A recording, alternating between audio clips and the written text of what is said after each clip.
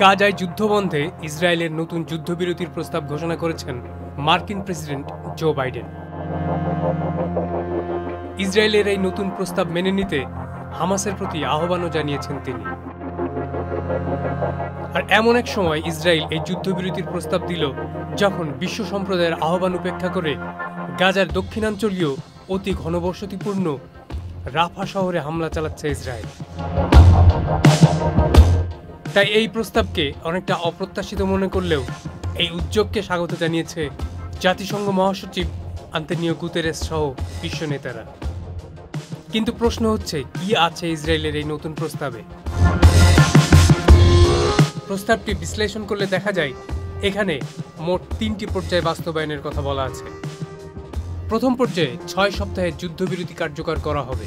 এ সময় গাজার জনবহুল এলাকাগুলো থেকে ইসরায়েলি বাহিনীকে প্রত্যাহার করা হবে এবং গাজায় মানবিক সহায়তা কার্যক্রম হিসেবে প্রতিদিন গাজায় প্রায় 600 ত্রাণবাহী ট্রাক ঢুকতে দেবে ইসরায়েল। এ সময় হামাসকে নির্দিষ্ট সংখ্যক ইসরায়েলি জিম্মিকে মুক্তি দিতে হবে, যার বিনিময়ে ইসরায়েলও তাদের কারাগারে বন্দী থাকা কয়েক শত ফিলিস্তিনিকে মুক্তি দেবে। দ্বিতীয় পর্যায়ে এসে সব জীবিত জিম্মি মুক্তি দেবে হামাস। তখন গাজা থেকে সব ইসরায়েলি সেনাও প্রত্যাহার করবে তারা। আর তখন শুরু হবে স্থায়ী যুদ্ধবিরতির আলোচনা, যা সফল হলে তৃতীয় পর্যায়ে শুরু হবে গাজার জন্য বড় ধরনের পুনর্গঠন পরিকল্পনার বাস্তবায়ন।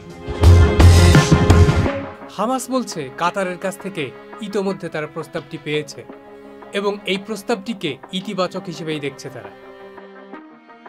তবে ইসরায়েলের প্রধানমন্ত্রী বেনিয়ামিন নেতানিয়াহু বলেছেন, যুদ্ধবিরতির সব লক্ষ্য অর্জন না হওয়া পর্যন্ত এবং সব জিম্মি প্রত্যাবর্তন না হলে তারা যুদ্ধ বন্ধ করবে না। Saiduzzaman Dipu, channel I.